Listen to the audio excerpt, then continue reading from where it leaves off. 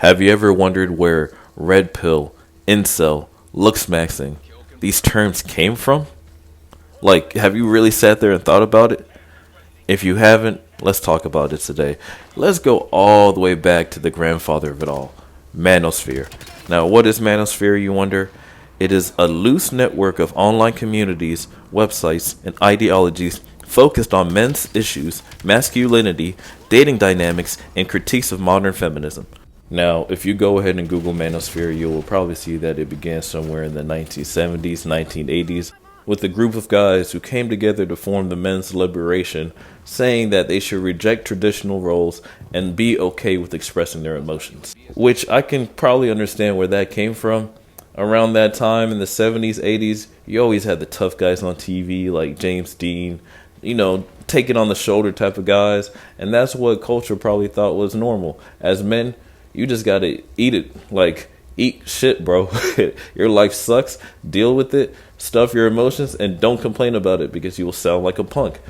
And you can see where that would lead men to in frustration. Because sometimes you want to say something, but it's seen as feminine. So I can I definitely understand where that group came from.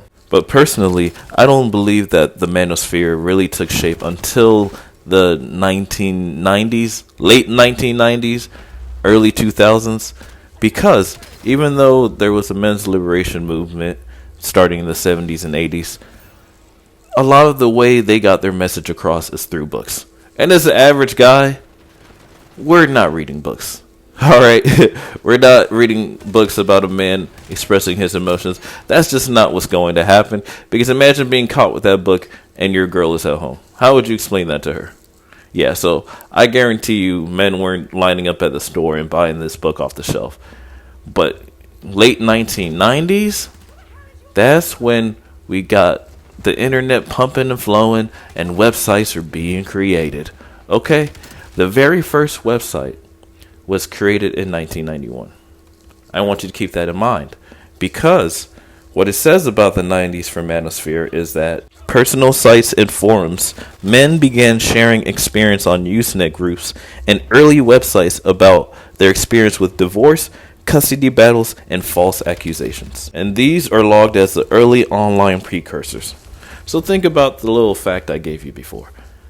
The very first website was published in 1991, right? Only a few people had access to this information on how to build a website because you needed a computer to receive this information because it had to be sent over the internet. And you can imagine if you're a teenage kid, you probably can't afford a computer. And I'm talking 17, 18 if you're trying to learn programming. Or even if you're in your early 20s, you probably still can't afford a computer at that time. So how are you going to learn? I would say around 1994, 1995, when they started commercializing books to learn programming and how to build these websites. Because even if you didn't own a computer, you could still at least look at the book and write it down on paper. Because to learn code, you really just have to learn how to write in a different language on a computer. So in theory, you can just write on paper and emulate what you're learning in the book. And you would imagine that if you wrote this on a computer, it would be correct. So that's how you can learn with a book without a computer, right? So the books had to be published around this time for a broader range of guys to learn coding. So let's say we have a guy who was 22 at the time in 1994. He bought this programming book, and fast forward to 1999, he's pretty good at programming now. He knows how to build a website. He's 27 and he's been married. He got married around 24, right? And he's been married for 3 years because around the time, 24 was seen as a pretty normal age to get married. In fact, if you weren't married by 28, 29, 30, the way people talk about it back then, you would be looked at as if you're very, very weird, right? So again, he's been married for about 3 years. And one day, he was so moved by his frustration with his wife that he created a website to vent about dealing with her. Think about that. No, bro. Really think about that. Now, if you don't understand what the big deal is about creating a website, let's understand one thing. This is 1999 hypothetically, and there's no AI to build your website. To build your website, you really would have had to learn how to write in HTML, which is a programming language. Learn how to get your website on the server and be recognized as an official website. And a lot of the websites usually have to pay for it to stay up there, right? So this guy decided to deal with all that just to vent about his woman. Oh. And another thing about programming. Since programming is basically learning a different version of English. It's like how when people from the United Kingdom come here and you ask them, hey man, you want some fries? And they're like, what are fries? And you show them a picture and they're like, oh, we call those chips. And you guys are both confused because you're like, what the hell? That is not what they're called. Yeah. Or soccer and football. You get the examples. That is what it's like learning coding. So to build a website, it says online at the time, if you're very good at it, you could probably build a basic one in 3 days. It takes 3 days effort. And if it was a really good one, it would take a year. So let's think about that. A man made it his own personal project to build a website in the late 90s just to complain about dealing with his wife. This is going to be a good episode, fellas. This is going to be a good episode. Now, here's the thing. I believe you should be questioning yourself. What were these guys having to complain about online? And this is where it starts to get real interesting. In the late 1990s and early 2000s, men on early online forums were venting about issues that laid the foundation for the Manosphere. These complaints centered on divorce devastation, family court bias, false accusations, and emerging dating frustrations. Which definitely tracks. I think those are all very valid reasons to be online and complaining. Now, let's look at an example post from 1998.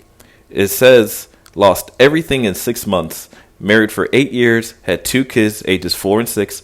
Wife wakes up one morning, says she wants to find herself, files for divorce. Judge gave her the house, the kids, $1,200 a month, child support, plus $600 alimony from my $48,000 salary. I sleep in a car, see my kids 1 week in a month, and she parties with my money. Is this America? That is devastating. I really try to put myself in his shoes. Let's do some math real quick. If he has to pay her $1,200 a month for rent, times that by 12, if you know 12 times 12 is 144. So it would be $14,400 coming from his $48,000 a year salary. Now, I want to say 14 times times 2 is 28. Add another 14, that's 42. So he makes 48, about $6,000 difference. But that means that $14,000 is roughly about a third of his annual salary that he pays for her rent. That's crazy, guys. And then actually, no. We need to throw in the $600 alimonies. $600, man. 600 times 12 is 7,200. 7,200 plus the 14,000 he pays. So it's really like 22,000 a year he pays her from his $48,000 salary. That's half his yearly earnings. He pays her from his salary, and he only gets to see his kids 1 weekend a month. And it's crazy, man. I'm a big believer of the reason why we have movies is because they're relatable to people. So that must mean that they're occurring to some population out there. And how many movies have we seen where the dad loses custody of his children and he only gets to see them once a month? We see that in movies, right? That must mean it's a reoccurring theme in the real world, or else how would people relate to it? It's crazy, man. It's crazy. This was being done all in front of our faces as men. Society knew as men, based off what they saw on movies and saw on TV shows, that men get reamed raw and rough and hard. Prison gang style. Bro, like, think about it. It was on TVs. It was very normal that if the movie started with the kid having divorced parents, you knew without question that it was the mom who had the kids, and the dad probably couldn't make time for the kids, or he wasn't allowed to see the kids much. The dad was a drunk or something. And we never questioned it in those movies. We just thought that's life. But I guarantee you the reality for what was actually going on in a real life situation similar to that, the dad was only a drunk because the mom decided to divorce him. He is now working extra hours at a job he hates, not building up his 401k freely, not investing. He doesn't even have money to move around and enjoy because he's paying it all to her, and she's the one who filed for divorce. And you want to know what the real twisted thing is? She could have been the one who cheated and still filed the divorce, and even went and started dating a more rich guy. But she's getting spoiled from the rich guy and from her ex-husband now, because he still has to pay her because she didn't have any job. She got the alimony and she got the child support. So could you even blame a man at that time for being a drunk? Could you blame a man for probably paying $20,000, definitely tens of thousands of dollars a year to his girl that left him? And he didn't even do anything wrong. Yeah, it makes perfect sense why Manosphere was created. His story right here is just sad. Like, I don't know what I would do in his situation. Now we have to also talk about the workplace and education discrimination. There was the Title IX cuts, which had 400 plus men's programs eliminated. And the story for that is sports for girls, nothing for boys. Yep, they're trying to get girls more integrated. And that means cutting resources on all the guy activities, which that's not even really a valid reason. I think that's perfectly okay. We're not complete anti-feminism over here. I think it's normal that girls started getting more space in the sports world. But one thing that does stand out, and it's still true today, there's a higher college enrollment of women. It was 55% women and 45% men come 2000. Think about that.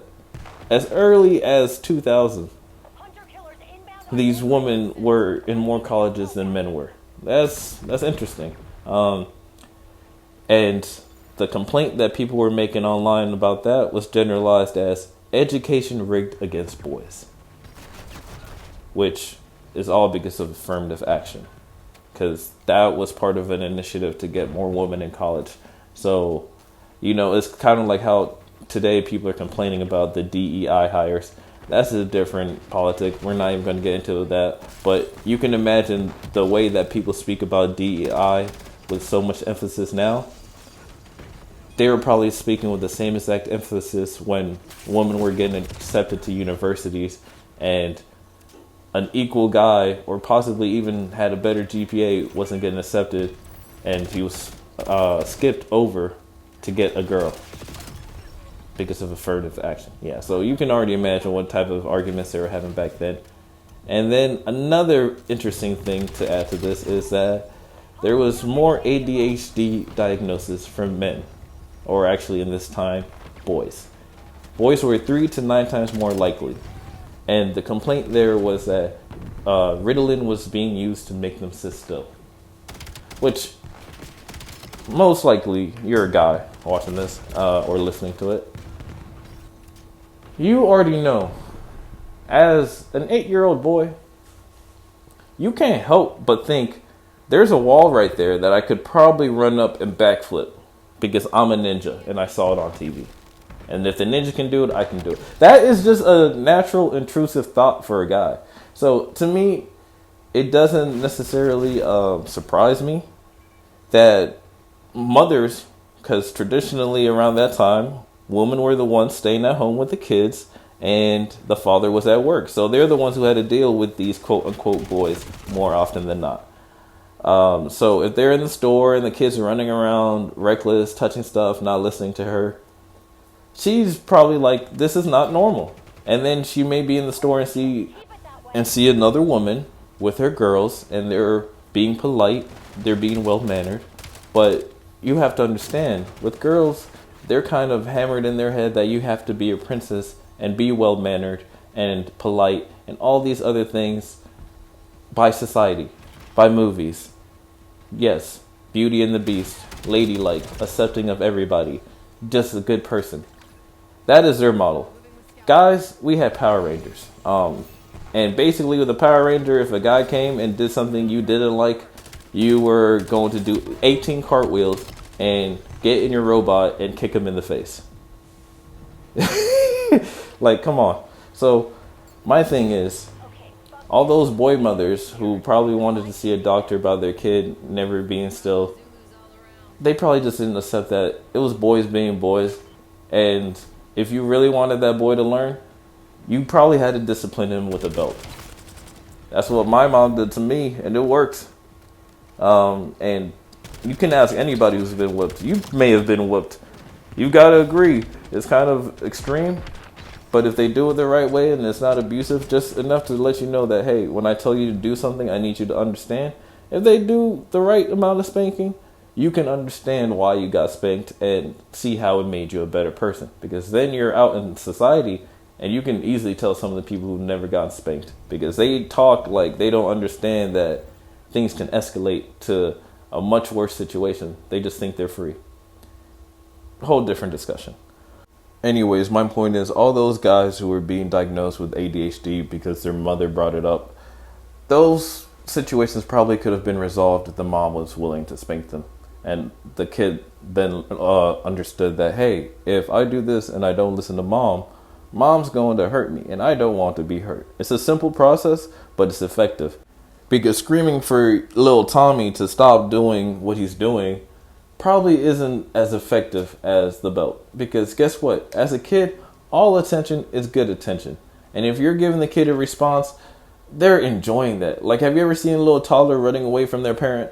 They're ha ha ha ha ha. They're literally looking like they're having the best time of their life without realizing they're really making their parent feel miserable and embarrassed that their kid is acting like a menace and not respecting the parent's wish. But that's just my assumption and opinion. You are free to have yours.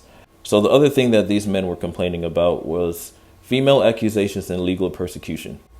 The first quote, falsely accused of molestation, kids taken away. Second quote, wife's boyfriend calls police during argument, I'm arrested. Third quote, domestic violence charge dropped, but still lost job and kids. Fourth quote, ex lied about abuse to get better settlement. Those are all tough, man. Those are all tough. And specifically the first one, falsely accused of molestation, kids taken away. Think about that. I would like to think a normal guy would not go online and type that up just from his imagination. He most likely lived through that. That is a real testimony. And just think about that. Somebody willingly told the police on you, most likely your girl, trying to ruin your name, tarnish your reputation, tarnish your chances of having a loving life with your kids. All over an argument, or they felt some type of way about some action you did, or worst of all, maybe over nothing. Or actually, worst of all, maybe because they wanted to leave you after they cheated on you and you caught them. And now she does this to ruin you. Man, these guys were really coming online with some hard stories. You can see why the Manosphere was created. Because you can't just have these conversations with somebody random. You can't tell a coworker all of this. Especially as men at that time, who grew up in the 80s, being now in the 90s and early 2000s, they were taught, hey, yeah, stuff your emotion down, bro. Stuff your emotion down, let your balls hang, and let that make you a man. Just take it, it's another day. Yeah, life sucks, buddy. Join the line. Take your ticket. And that's how men had to be.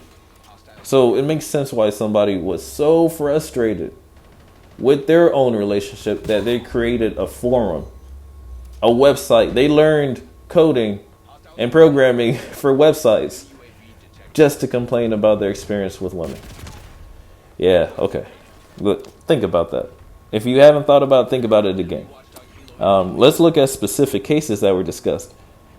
There's something called McMartin's Preschool. It was from 1983 to 1990. And basically the impact on the forum was that it was mass hysteria, innocent man destroyed. These guys were following the trial and literally saw a man's whole life get destroyed. And they... Okay, next one. Guys talked about the Salem Witch Trials 2.0. And this is talking about feminist weaponization of courts. Yeah, I can imagine that too. I think a month ago, maybe 2 months ago, Ayesha Curry was going viral for saying that she feels like she gave her whole life up to Steph Curry and she didn't get to experience the life she wanted. Imagine that.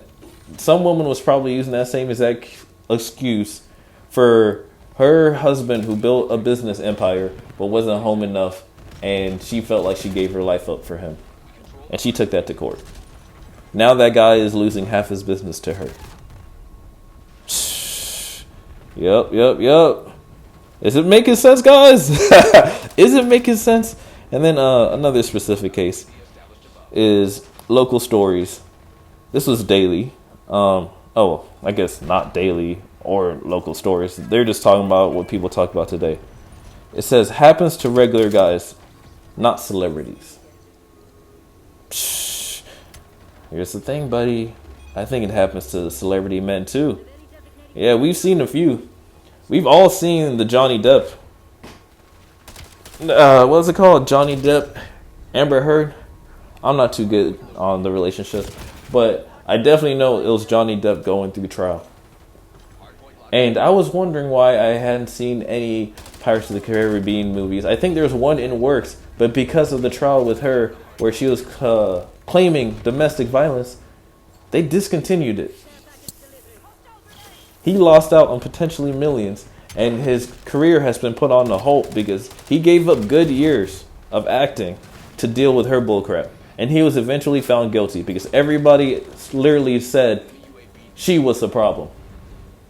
And even with all of this starting out with people saying she was a problem, she was still somewhat winning in court until a certain point when people realized, oh wait, no, she is a problem.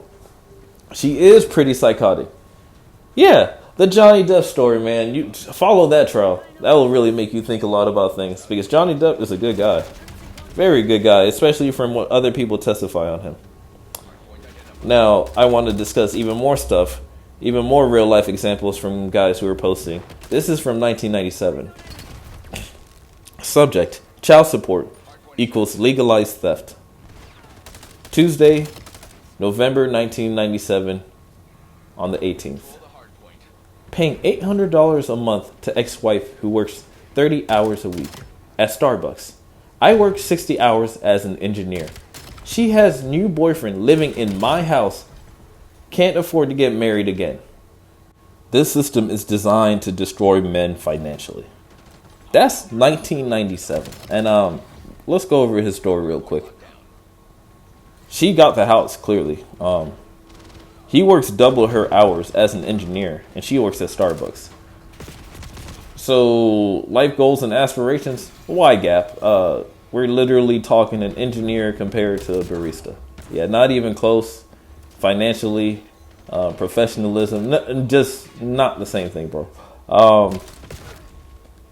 And double the hours.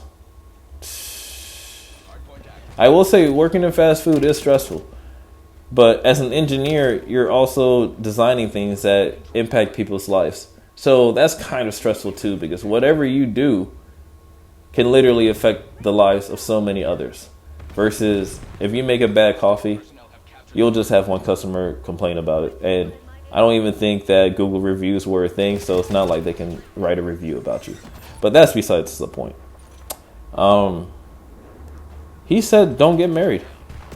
And we have to imagine, as an engineer, their job doesn't end when they clock out at work. They probably had to bring projects at home. They're probably the guys you would see in the movies who are always bringing their laptops everywhere during family vacations. They didn't want to. Nobody wants to do extra work. But they had to, especially for them to be able to afford the nice house to put their family in, and for their girl to get away with making with, I don't even know, at the time, I think minimum wage was like $7.50 for people in the 2000s or 1990s, whatever it was. So that lady was probably only bringing in about $10,000 a year. So he was definitely the breadwinner. And again, he would have to work at home.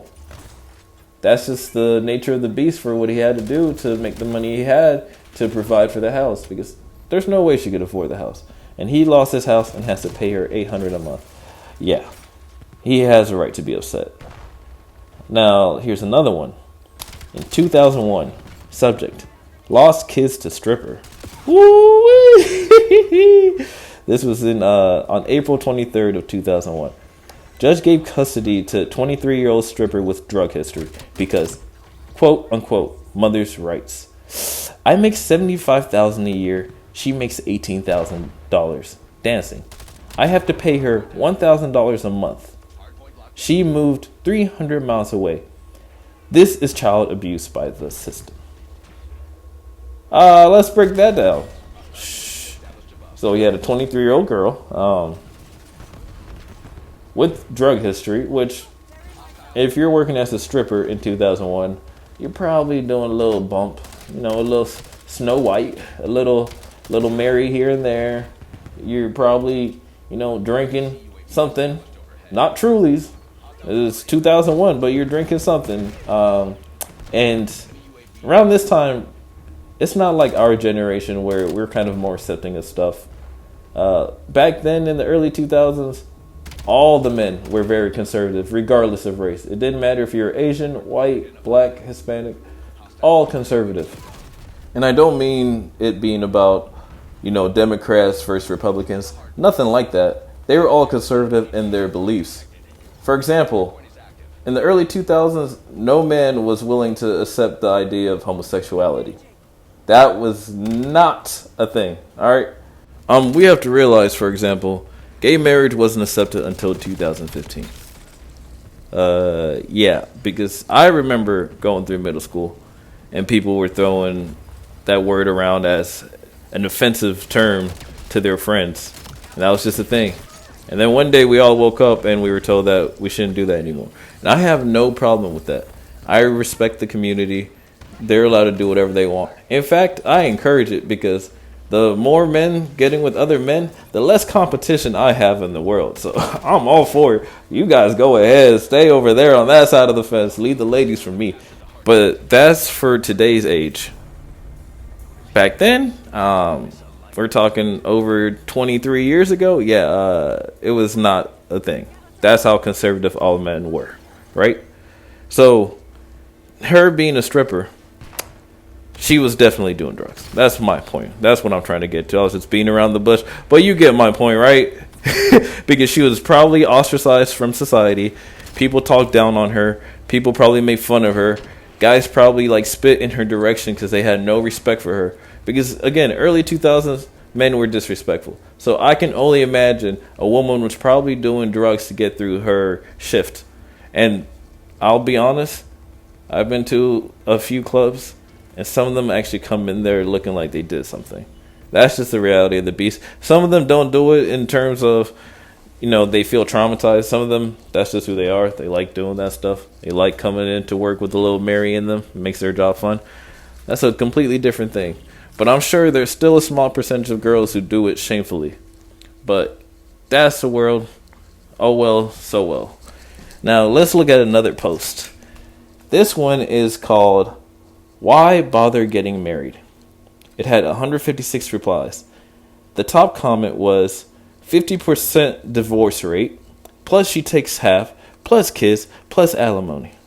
Equals insanity. Stay single, hit the gym, travel, stack cash. Women come later when you're 40 and they're 30. I think this is gold. I don't care how old you are right now, whether you're 15 or you're 35. Take that advice, bro. I think that's solid advice. Let me read it one more time. Stay single, hit the gym, travel, stack cash. Women come later when you're 40 and they're 30. Which, the reason why I think it makes sense, by then she would have gone through enough guys that she's dated that she's probably tired of men's bullcrap and understands that being a brat doesn't help her get things her way. So she's more mature in that sense. And she would be really trying to make the relationship work out.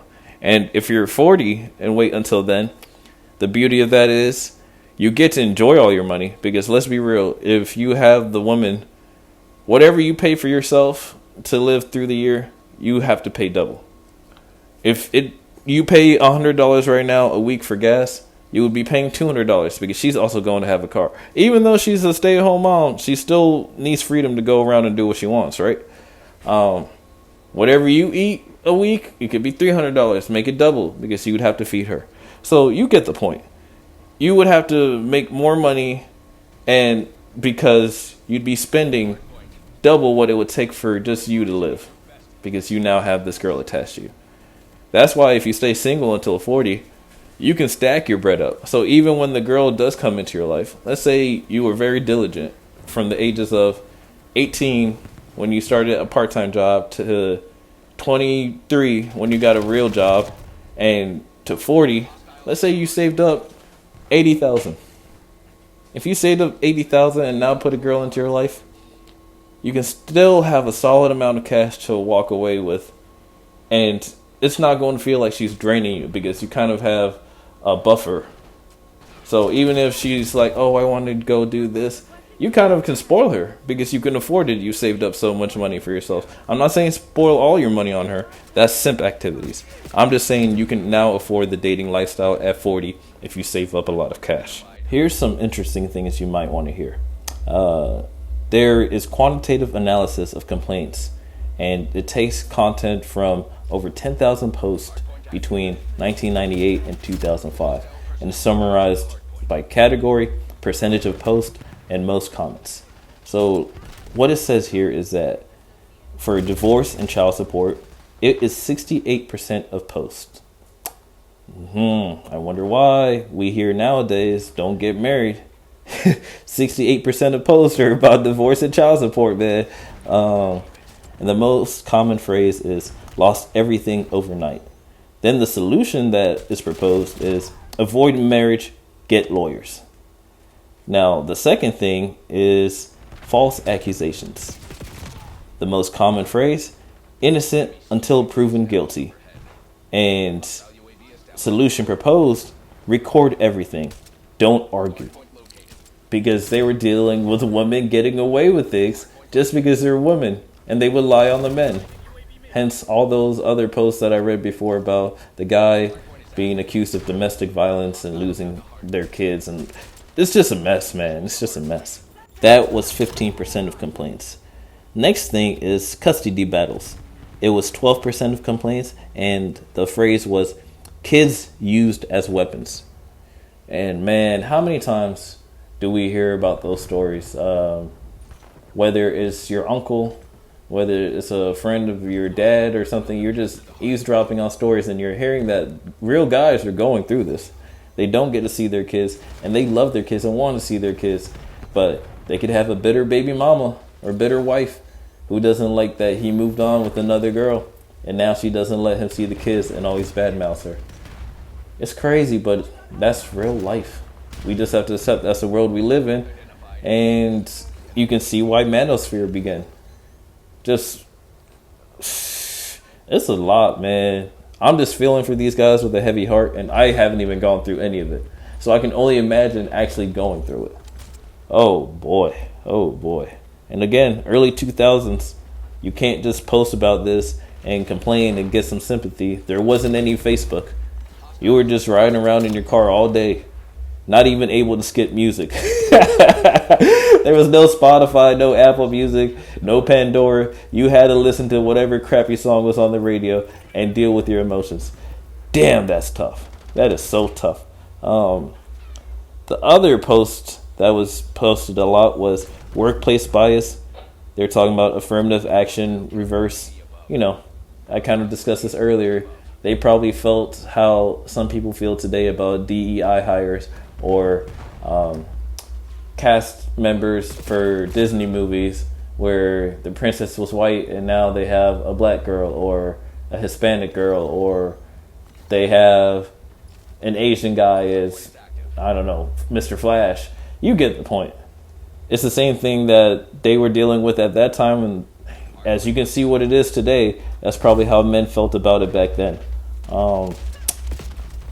The last percentage is 2%, which is dating issues. Oh, sorry. With workplace bias, the solution there was start own business.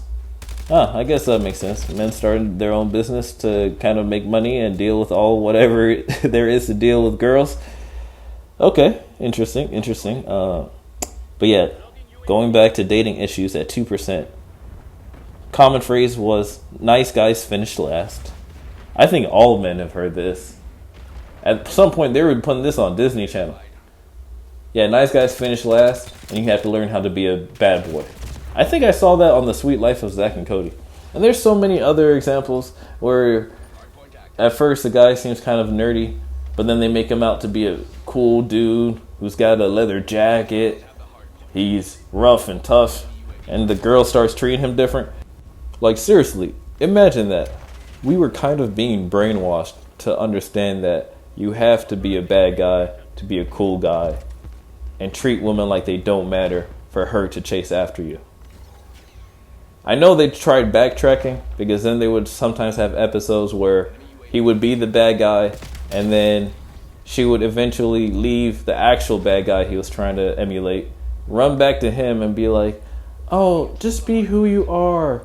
You're a nice guy and that's why I like you. Yeah, they tried backtracking on that because they probably saw it happening in society. I don't know. That's just a crazy theory. Don't really believe in that. But that's my conspiracy theory. You heard it here first. Now skip over to the next time, which was considered the modern Manosphere era between the years of 2005 to 2010. Now let's look at it by the periods. It says in 1998 to 2003, the main complaint was divorce industry. People were complaining on Yahoo, and the solution that they came up to is legal reform and having more awareness. Then from 2004 to 2007, the main complaint was that they needed more pickup techniques to be smooth. Men were seen discussing pickup techniques on So Suave and other blogs, and the solution was basically learn game. Which again, there's a movie on this. It's a Will Smith movie called Hitch, where he teaches his lame friend to learn how to pick up hot girls, because Will Smith is picking up the baddest of baddies in the whole movie. So, you know, it's an old school movie to watch. It was alright. I watched it because my dad put it on. Then from 2008 to 2012, the main complaint was just, you can't do anything about it. The whole entire system is rigged. The platform was on Reddit and different forums. And the solution was men going their own way and red pill philosophy, which tracks because red pill really started gaining steam somewhere in the early 2010s, and really got a lot of steam come 2014 to 2016. But that'll be a discussion for a different video. Make sure you come back to watch that video, because whoo, I think that one is like bringing the fuel to the fire pit. Oh man, yes. I can't wait to talk about that. But anyway, going back to this, Grok did me the favor of creating a typical post that would come from early 2000, and it was from a man aged 35 to 45. And here's the psychological profile of those posters. Marital status, recently divorced, about 70%. Children 1 to 3, about 85% of men. Income 40 to 80,000. Education, college degree. Location was 90% USA and 8% Canada. Dang, even the Canadians were dealing with crap? That sucks. The trigger was divorce/custody battle, and that was 92% of complaints. Again, I'm not surprised. I think it's very obvious why nowadays they're pushing the whole don't get married agenda. And I can't lie to you guys, I believe it. But that's a whole different story, man. We're going to get down that road.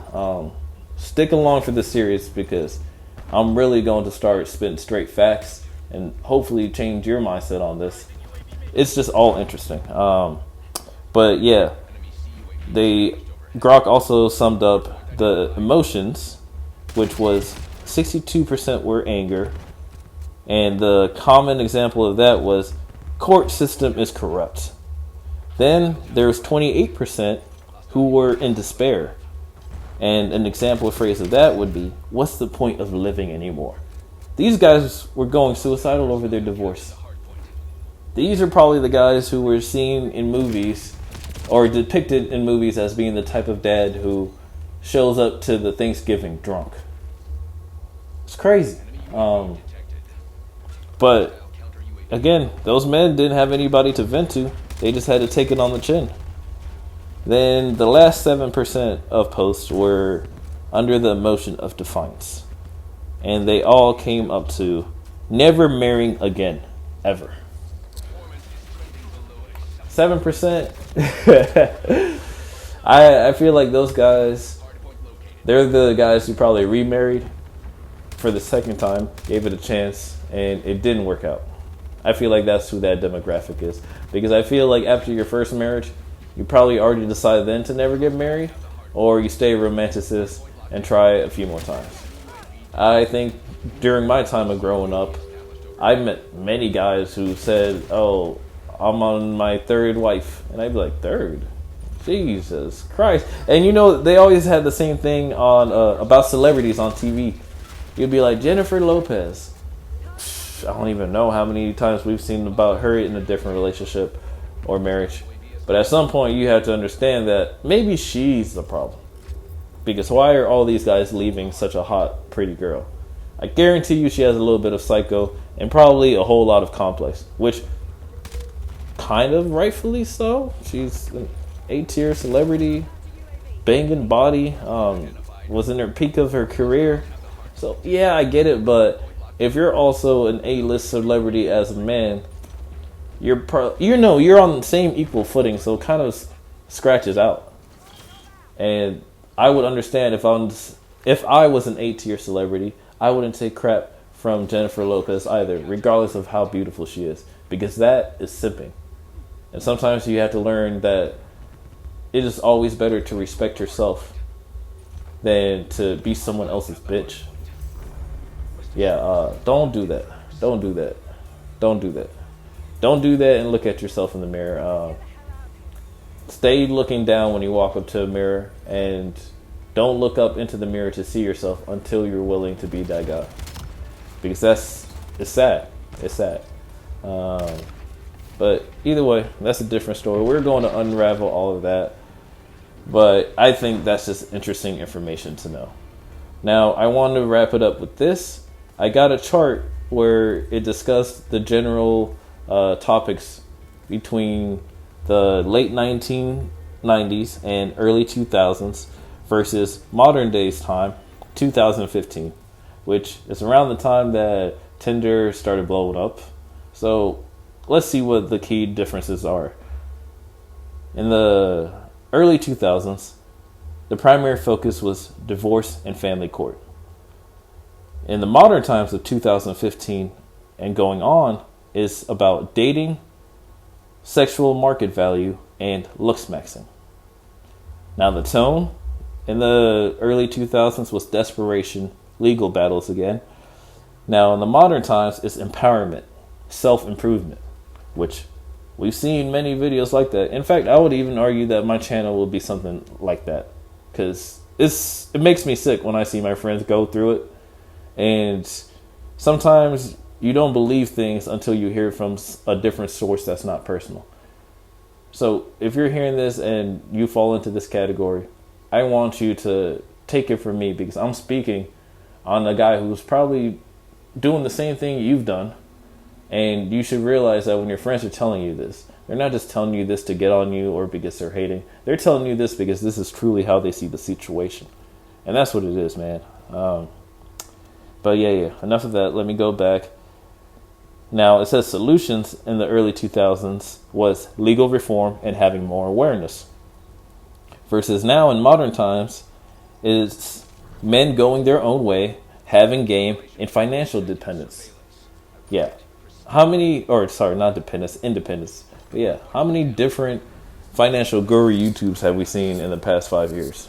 Which there's absolutely nothing wrong with. In fact, I'm all for it. I use some of those financial gurus to work on getting financial independence. So I'm not judging it. I'm just saying that the reason why that it's even in market is because we are abiding to the way we have to live through life now. It's just proof in the pudding, man. It is what it is.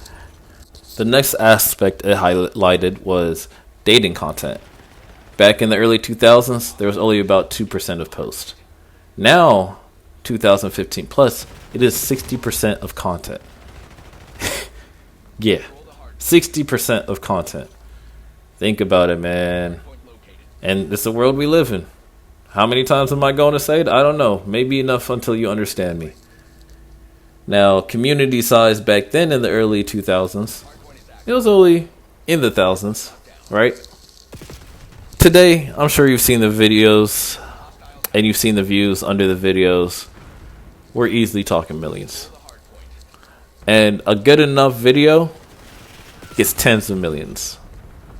That's how much of an issue it is in today's society. Yes, I know that since the dawn of apps like Facebook, like Instagram, like Twitter, it just makes it easier to spread the message. But still, these are millions of guys who are willingly tuning in, taking time out of their day to learn, to understand. There's guys like you who are seeing this video. Guys like me who have learned about this because I wanted to understand it. And now I understand how it came to be. And I'm hoping with you also now understand how it came to be. All of this stemmed from Manosphere. And it most likely happened to whoever's listening who has a father aged anywhere from 40s to 60s who complained about the divorce with your mother. Yeah. There's a decent chance he was one of the guys on Reddit complaining about his life.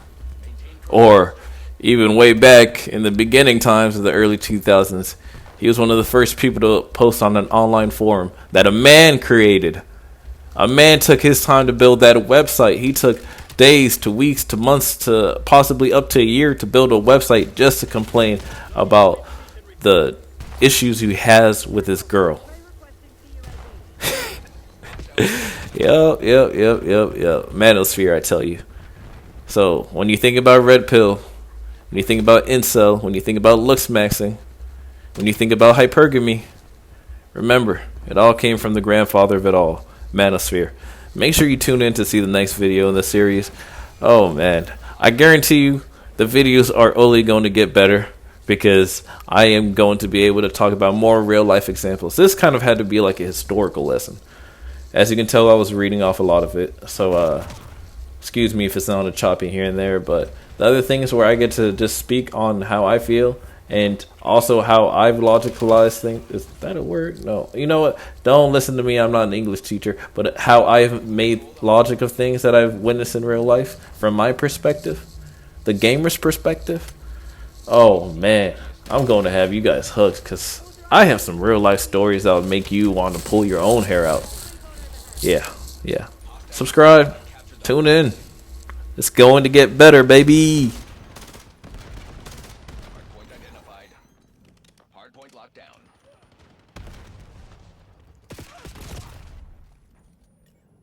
The advantage is ours. Hold it. Hostile secure inbound. Hardpoint active.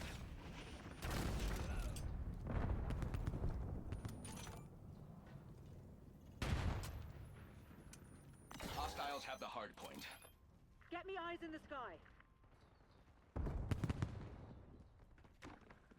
Enemy UAV detected.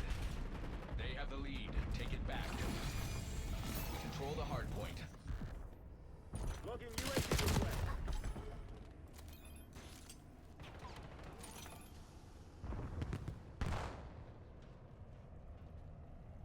Who's next? We have the lead. Maintain current posture.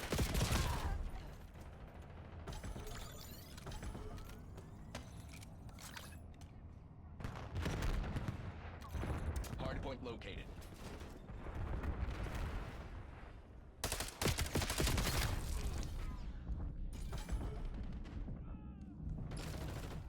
Hardpoint is active.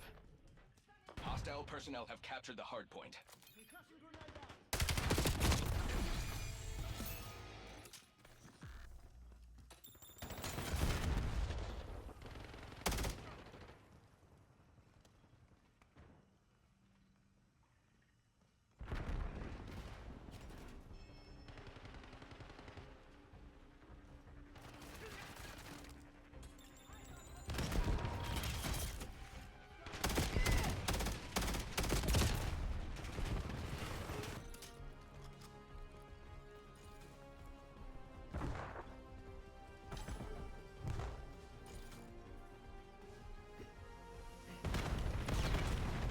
Hostiles have the hardpoint. Authorizing UAV mission. Hardpoint identified. Hardpoint locked down. Hardpoint active. Task watchdog helo in my AO. Hostile personnel have captured the hardpoint. Skewer release detected.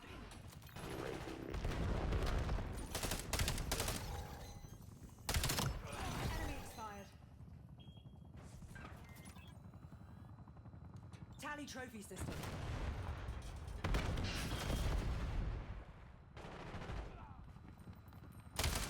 Control the hardpoint. Trophy eliminated. Scout pulse ready.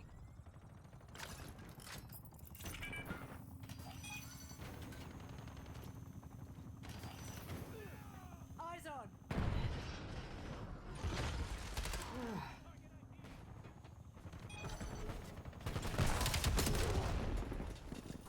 Hardpoint located. Scout pulse running.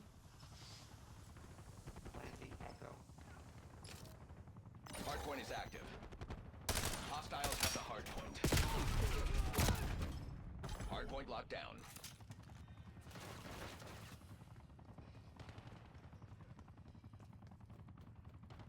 Hostile skewer inbound.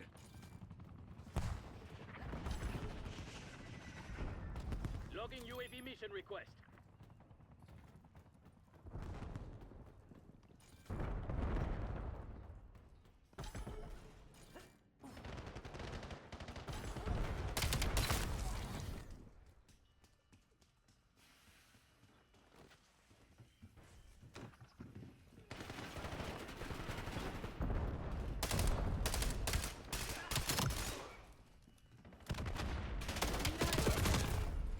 Keep pushing, Sectine. We are in the lead. We control the hardpoint.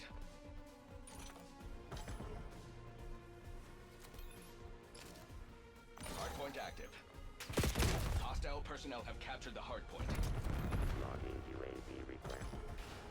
Hardpoint locked down.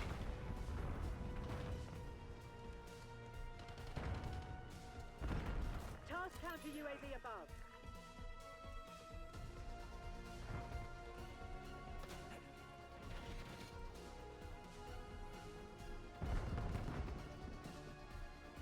Authorizing UAV mission.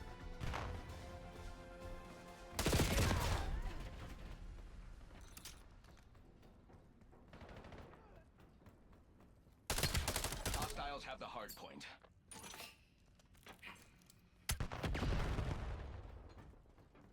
We control the hardpoint. Hostile personnel have captured the hardpoint. Hardpoint identified. Hostile UAV established above. Hardpoint locked down.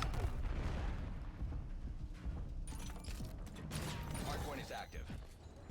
Hostiles have the hardpoint. Hostile counter UAV above. control the hard point.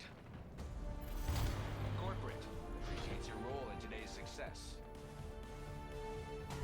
They never stood a bloody chance.